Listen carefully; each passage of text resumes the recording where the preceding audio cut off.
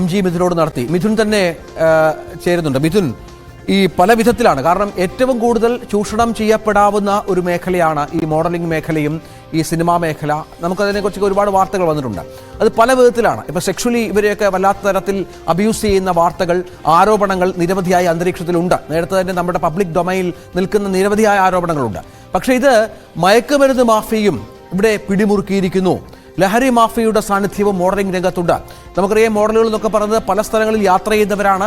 പലപ്പോഴും ഈ നമ്മുടെ സംവിധാനങ്ങൾ, അതായത് ഈ പരിശോധനാ സംവിധാനങ്ങളൊക്കെ അവർക്കൊരു ഇളവ്, സൗജന്യമൊക്കെ നൽകുന്ന പശ്ചാത്തലമുണ്ട്. അവരുടെ ജോലിയുടെ സാഹചര്യം, അവരുടെ പ്രശസ്തിയൊക്കെ പരിഗണിച്ച്. അങ്ങനെ എല്ലാവിധത്തിലും മയക്കുമരുന്ന് മാഫിയയ്ക്ക് കടന്നു ചെല്ലാൻ പറ്റുന്ന ഒരു മേഖലയാണ് ഇതെന്ന് മനസ്സിലാക്കൽ ഇടപെടലായിരിക്കും സ്വാഭാവികമായും. ഇരകളാക്കപ്പെടുന്നവർ, അതിലൊരാളാണ് നമ്മളോട് ഈ വിഷയം സംസാരിക്കുന്നത്, അറിയാവുന്ന ഒരാൾ. ഇദ്ദേഹം പറഞ്ഞു വെക്കുന്ന ഗൗരവതരമായ കാര്യങ്ങൾ എന്തൊക്കെയാണ്?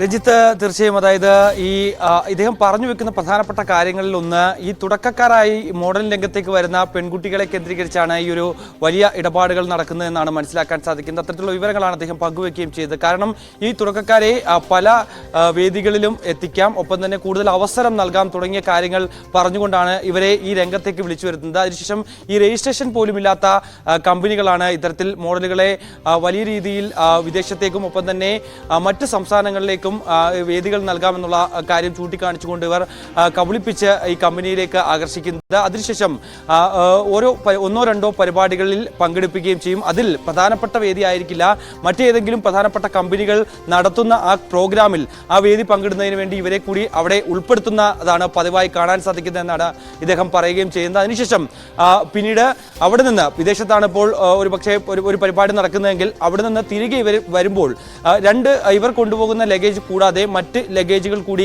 ഇവരുടെ കൈവശം കൊടുത്തു വിടുകയാണ് പതിവ്. അത് കണ്ടില്ല എന്ന് നടിക്കണം എന്നുള്ള വിവരം മാത്രമാണ് ആദ്യഘട്ടങ്ങളിലൊക്കെ ഇവരെ അറിയിക്കുന്നത്. പക്ഷെ പിന്നീട് ഇവർ തുടർച്ചയായി ഇത്തരത്തിലൊരു കാരിയറായി അവർ പോലും അറിയാതെ മാറുന്നതിന് ശേഷമാണ് ഇവരെ ഈ കാര്യം ധരിപ്പിക്കുകയും ഒപ്പം തന്നെ ലഹരി ഇടപാടുകൾ നടക്കുന്നതുമായി ബന്ധപ്പെട്ടുള്ള കാര്യങ്ങൾ പറയുകയും ചെയ്യുന്നത്. പക്ഷേ പലരും ഇത് വിസമ്മതിക്കുകയും ഒപ്പം തന്നെ ഇത് തുറന്നു പോകാൻ സാധിക്കില്ല എന്നുള്ള നിലപാടെടുക്കുകയും ചെയ്തതോടുകൂടി പിന്നീട് ഭീഷണി സ്വരത്തിലേക്ക് കാര്യങ്ങൾ മാറും. ഈ കാലയളവിൽ ഇവരുടെ അശ്ലീല വീഡിയോ ദൃശ്യങ്ങളും ഒപ്പം തന്നെ ചിത്രങ്ങളും ഒക്കെ ഈ ഏജന്റുമാർ പകർത്താറുണ്ട്. അതൊക്കെ കാട്ടി ഭീഷണിപ്പെടുത്തും. കൂടാതെ തന്നെ ഈ വസ്തുക്കൾ കൊണ്ടുവന്നത് നിങ്ങളാണ്, അതിൻ്റെ തെളിവുകൾ നിങ്ങൾ കടത്തിക്കൊണ്ടുവന്നതാണ് ഈ സാധനങ്ങൾ എന്നുള്ള അടക്കമുള്ള തെളിവുകൾ ഞങ്ങളുടെ പക്കലുണ്ട്. അതുകൊണ്ട് തന്നെ ഇതിൽ നിന്ന് നിങ്ങൾക്ക് എത്ര ഈസിയായി ഊരിപ്പോകാൻ സാധിക്കില്ല എന്നുള്ള പരാമർശമൊക്കെ ഇവരുടെ ഭാഗത്തു നിന്നുണ്ടാകും. അതായത് ഇതൊരു കുരുക്കാണ് മിഥുൻ, ഇതൊരു കുരുക്കാണ്. അതായത് തുടക്കത്തിൽ ഇവരെ പലവിധ കാര്യങ്ങൾ പറഞ്ഞ്, പണത്തിന്റെ കാര്യമൊക്കെ പറഞ്ഞ്, അത് നമ്മൾ വട്ടം ചെയ്താൽ മതി, നിങ്ങൾക്ക് ഈ രംഗത്ത് നിലനിൽക്കാൻ എന്നുള്ള വാഗ്ദാനങ്ങളൊക്കെ നൽകും.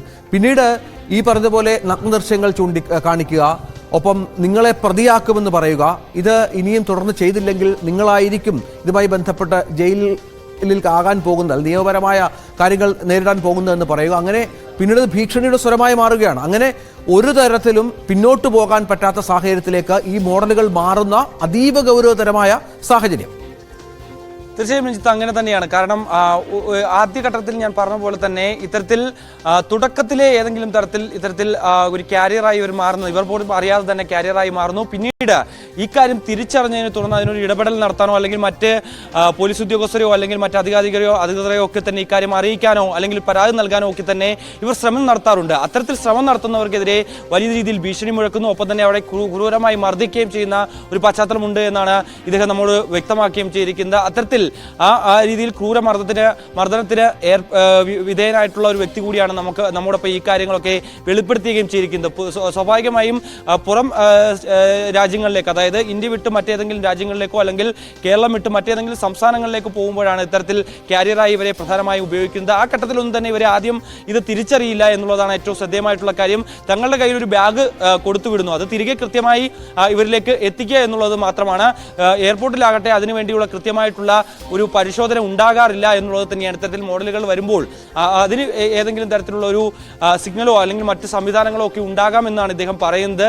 പക്ഷേ ഇത്തരത്തിൽ ബാഗുകളുമായി വരുമ്പോൾ അവരെ ചെക്ക് ചെയ്യാതെ പുറത്തേക്ക് വിടുന്ന ഒരു സമീപനമാണ് കാലാകാലങ്ങളായി കാണുന്നതെന്നുള്ള ഒരു പരാമർശം അദ്ദേഹം നടത്തുന്നുണ്ട്. കൂടാതെ തന്നെ ഈ ലഹരി ഇടപാടുകൾ മാത്രമല്ല, വിദേശത്ത് നിന്ന് പരിപാടികൾ കഴിഞ്ഞ് തിരികെ എത്തുമ്പോൾ ആ ബാഗേജുകളിൽ സ്വർണം ഉൾപ്പെടെയുള്ളവ പതിവായി കടത്തുന്നതായിട്ട് കാണാൻ സാധിച്ചിട്ടുണ്ട്. ഇതുമായി ബന്ധപ്പെട്ട് കൊച്ചിയിലെ ചില അതിലേക്ക് വരാം. നമുക്ക് മറ്റൊരു ഈ സ്വർണ്ണക്കടത്ത് എന്ന് പറയുന്നത് ഇതിന്റെ മറ്റൊരു വേർഷനാണ്. അതിനു മുൻപ് ഒരു കാര്യം കൂടി മിഥുൻ, നമ്മൾ ഈ ലഹരിക്കടത്ത് ഇതിന് ഉപയോഗിക്കുന്നു, പണം നൽകുന്നു, പക്ഷേ സെക്ഷലി ഇവരെ ഈ തരത്തിൽ ഉപയോഗിക്കുക ഈ ഇത്തരം കാര്യങ്ങളുടെ ഭാഗമായി അതും വളരെ പ്രധാനമാണല്ലോ. കാരണം നേരത്തെ പറഞ്ഞതുപോലെ ചെന്നുപെടുന്നത് ഒരു തരത്തിലും പിന്തിരിയാൻ പറ്റാത്ത ഒരു സാഹചര്യത്തിലേക്കാണ്. അവർ വീണ്ടും ഇത്തരം കാര്യങ്ങൾ ചെയ്യേണ്ടി വരുന്നു. അപ്പം ഇത്തരം ഇവരെ ലൈംഗികമായി ചൂഷണം ചെയ്യുക എന്ന തരത്തിലേക്കുള്ള രീതിയിലും ഈ ഇവന്റ് മാനേജ്മെന്റ് കമ്പനികൾ അല്ലെങ്കിൽ മോഡൽ കമ്പനികൾ ഉപയോഗപ്പെടുത്തുന്നുണ്ടോ, മാറുന്നുണ്ടോ? അത്തരം ആരോപണവും അത്തരത്തിലുള്ള കാര്യങ്ങളും ഇയാൾ വെളിപ്പെടുത്തുന്നുണ്ടോ?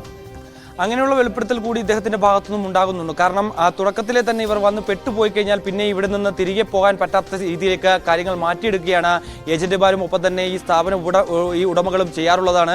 ഈ ഉടമകളാണ് പ്രധാനമായും ഇവരെ ലൈംഗിക അതിക്രമത്തിന് അല്ലെങ്കിൽ ലൈംഗിക ചൂഷണത്തിന് ഇരയാക്കുന്നത് എന്നുള്ള ഒരു വെളിപ്പെടുത്തൽ കൂടിയാണ് ഈ യുവാവ് നടത്തുകയും ചെയ്തിരിക്കുന്നത്. കാരണം തുടക്കത്തിൽ ഇവരെത്തുമ്പോൾ കൂടുതൽ വേദികൾ നൽകാമെന്നുള്ള അല്ലെങ്കിൽ കൂടുതൽ അവസരം നൽകാമെന്നുള്ള ഒരു വാഗ്ദാനം നൽകും. അതിനുവേണ്ടി തങ്ങൾ എന്തും ചെയ്യാൻ തയ്യാറാണ് എന്നുള്ളൊരു നിലപാട് ഈ കുട്ടികൾ എടുക്കാറാണ് പതിവ്. അപ്പോൾ പിന്നീട് ഇവർക്ക് ഈ ലഹരി ഇടപാടുകളുമായി ബന്ധപ്പെട്ടുള്ള കാര്യങ്ങളിലേക്ക് പോവും. അതിൽ കൃത്യമായി ഭീഷണി സന്ദേശം നൽകും. കാരണം നിങ്ങളാണ് ഇത് കടത്തിക്കൊണ്ടുവന്നത്, ഞങ്ങൾക്ക് വേണ്ടിയാണ് കടത്തിക്കൊണ്ടുവന്നതെന്ന് പറയാൻ തക്ക ഒരുവിധ തെളിവുകളും നിങ്ങളുടെ ഭാഗത്തില്ല. നിങ്ങൾ തന്നെ ഇത് പുറത്തു പറഞ്ഞാൽ അതിൽ ഏറ്റവും കുടുങ്ങാൻ പോകുന്നത് നിങ്ങൾ തന്നെയാണ് എന്നുള്ള തുടങ്ങിയ കാര്യങ്ങളൊക്കെ പറഞ്ഞ് ഇവരെ പേടിപ്പിക്കുകയാണ് പതിവ്. അതിനുശേഷം പിന്നീട് കാര്യങ്ങൾ മറ്റൊരു തലത്തിലേക്ക് പോകും. ഇവർക്ക് ലഹരി മരുന്ന് ഉപയോഗത്തിനായി നൽകും. ഒപ്പം തന്നെ ഇവരെ മറ്റൊരു പ്രധാനപ്പെട്ട ഏജന്റാക്കി, ഈ ഒരു ഇടപാടുമായി ബന്ധപ്പെട്ടുള്ള മറ്റൊരു പ്രധാനപ്പെട്ട ഏജന്റാക്കി മാറ്റുകയാണ് പതിവ്.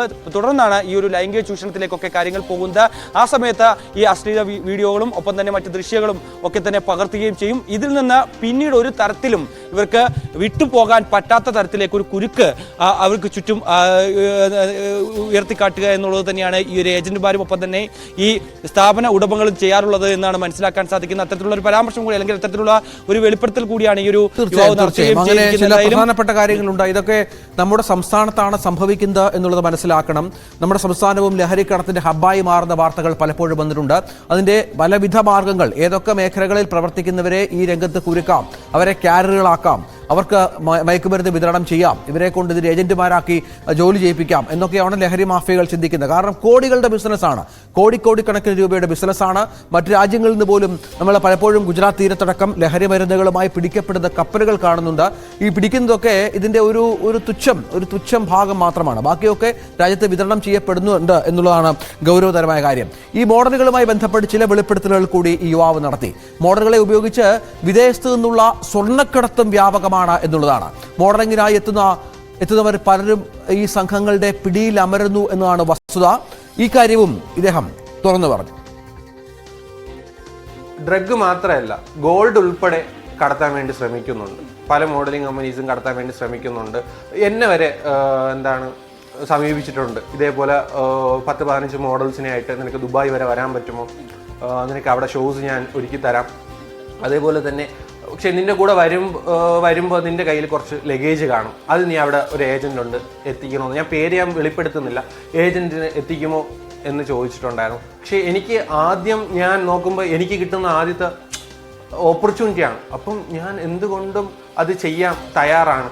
അങ്ങനെ ഞാൻ നോക്കിയ പിന്നെ എനിക്ക് പാസ്പോർട്ട് ഇല്ലാത്തതിൻ്റെ വിഷയം കൊണ്ട് ഞാൻ അതൊക്കെ എടുക്കാൻ വേണ്ടി പോയപ്പോൾ തന്നെ എനിക്ക് മനസ്സിലായി. ഞാൻ ഒരുപാട് പേര് സംസാരിക്കാൻ നോക്കിയപ്പം അവരെല്ലാവരും പറഞ്ഞു അതൊന്നും ചെയ്യാൻ നിൽക്കരുത്, ഇല്ലീഗലാണ്, ലഗേജ് കൊണ്ട് തരാം. അതോടുകൂടി ഞാൻ അതവിടെ ഡ്രോപ്പ് ചെയ്യാണ് ഉണ്ടായത്. ഞാൻ പിന്നെ പോയിട്ടില്ല. പക്ഷേ അത് പിന്നീട് ഞാൻ തിരക്കിയപ്പോൾ മനസ്സിലായെന്ന് വെച്ചാൽ ഗോൾഡാണ്. ഗോൾഡ് ഒന്നുകിൽ ചിലപ്പോൾ ഡ്രഗ് ആയിരിക്കാം, അല്ലെങ്കിൽ ഗോൾഡ് ആയിരിക്കാം, അറിയത്തില്ല. ഡ്രഗിനൊപ്പം ഈ ലഹരി മരുന്നിന് കടത്തിനൊപ്പം അല്ലെങ്കിൽ ലഹരി മരുന്ന് വിതരണത്തിനൊപ്പം ഗോൾഡും സ്വർണവും കടത്താൻ മോഡലുകളെ ഉപയോഗിക്കുന്നു എന്നുള്ള സുപ്രധാന വിവരമാണ് ആ ചെറുപ്പക്കാരൻ വെളിപ്പെടുത്തിയത്. മിഥുൻ, ഇത് ഇയാളെ സമീപിച്ചിട്ടുണ്ട് ഈ മോഡലിംഗ് കമ്പനികൾ എന്നാണ് പറയുന്നത്. കാരണം കൂണുപോലെ മോഡലിംഗ് കമ്പനികൾ നമ്മുടെ സംസ്ഥാനത്ത് തഴച്ചു വളരുന്നുണ്ട്. പലരും ഈ രംഗത്ത് നിലനിൽക്കുന്ന നിരവധി ആളുകളുണ്ട്. ഒപ്പം